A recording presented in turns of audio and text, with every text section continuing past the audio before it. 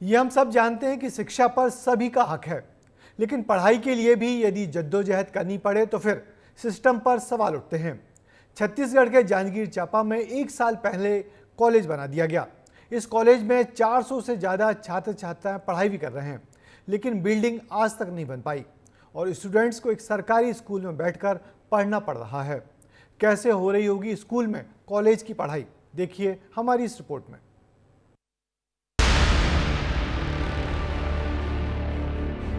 चार सत्र बीते, बिल्डिंग नहीं बन पाई।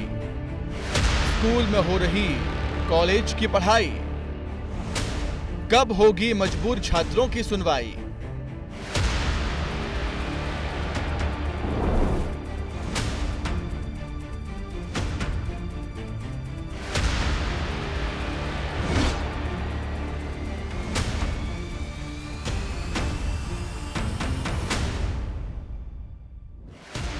क्लास 1 और तस्वीरें 2, ब्लैक बोर्ड वही हैं, दीवारें वही हैं, क्लास वही है, बस छात्र छात्राएं बदल जाते हैं।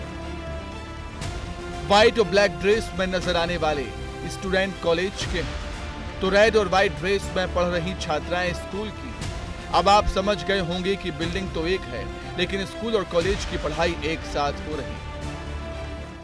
अभी हम सारागांव के शासकीय महाविद्यालय परिसर में मौजूद हैं और आपको तस्वीरें दिखाएंगे कि यह जो बिल्डिंग है वह हायर सेकेंडरी स्कूल की बिल्डिंग है जिसमें कॉलेज संचालित हो रहा है। और सबसे विडंबना वाली बात यह है कि ये जो सत्र है वो चौथा सत्र है, लेकिन अब तक कॉलेज के पास बिल्डिंग नहीं है, तो कहीं ना कहीं जो छात्र छात्रा हैं उनकी पढ़ाई प्रभावित हो रही है।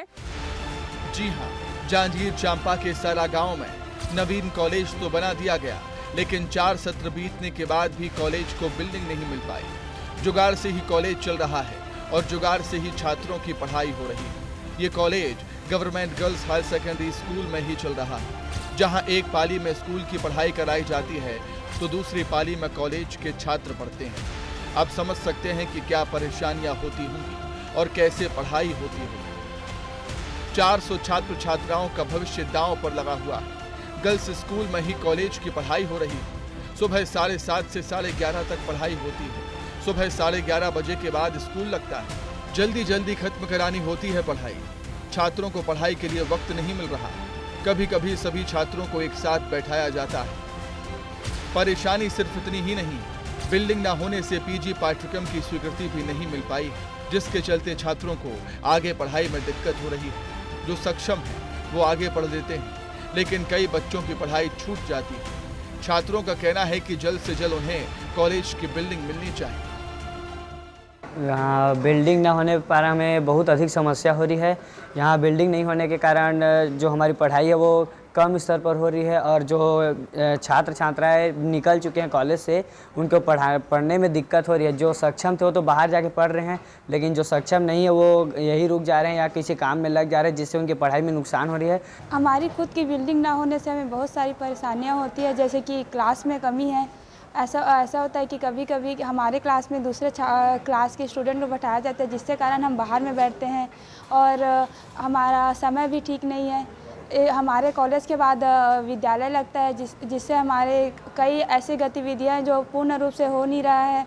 आगे भी एक मतलब बिल्डिंग चाहिए नया, जो कि अभी तो हम सेकेंड ईयर में हैं, लेकिन जो फाइनल कर चुके हैं यहाँ से हमारे सीनियर भैया जो हैं, दीदी लोग हैं, तो काफ़ी हम लोग परेशानियों से गुजर रहे हैं। जैसे कि यहाँ लोग को सुविधा नहीं मिल पाने के कारण कई लोग बाहर में कर रहे हैं और जो सक्षम नहीं है वो यहीं कुछ काम में लगे हुए हैं।